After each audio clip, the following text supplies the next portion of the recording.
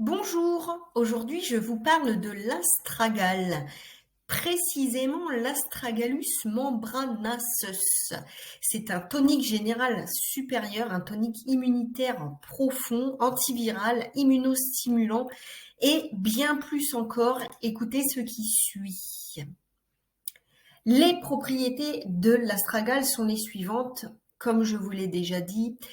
Tonique générale supérieure, tonique immunitaire, elle est adaptogène, anti-cancéreuse tumorale, antivirale microbienne, immunostimulante et immunomodulante, cardiotonique antioxydante, radioprotectrice, hépatoprotectrice, cardioprotectrice, tonique pulmonaire, diurétique léger, hypolipidémiante, fibrinolytique, vasodilatatrice. Et dans quel cas elle est conseillée? Eh bien, en cas de fatigue, d'épuisement, de faiblesse, d'asthénie, contre les infections récurrentes ou chroniques, les allergies, la fibromyalgie, l'herpès, le lupus, le zona, le VIH, le sida, le cancer, le stress, la ménopause et la sudation excessive sans fièvre due à la fatigue. Donc elle est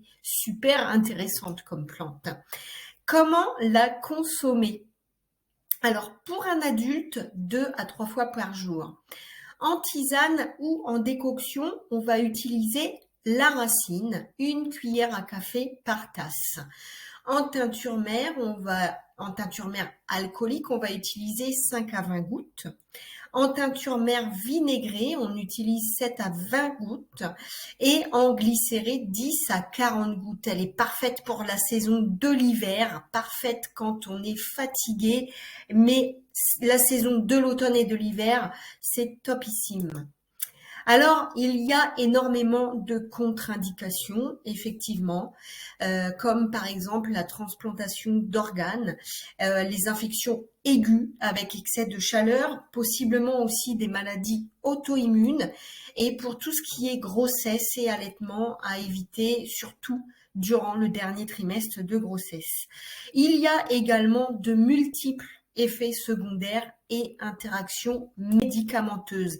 C'est pour cela que je vous invite toujours à demander l'avis d'un médecin ou d'un phytothérapeute en cas de prise de plantes. Alors attention aux associations d'autres plantes ou d'autres compléments alimentaires ou médicaments. Ne jamais faire d'automédication et toujours demander l'avis à son médecin, à son naturopathe, à son herboriste ou à son spécialiste. Sachez que mes posts sont là à titre d'information.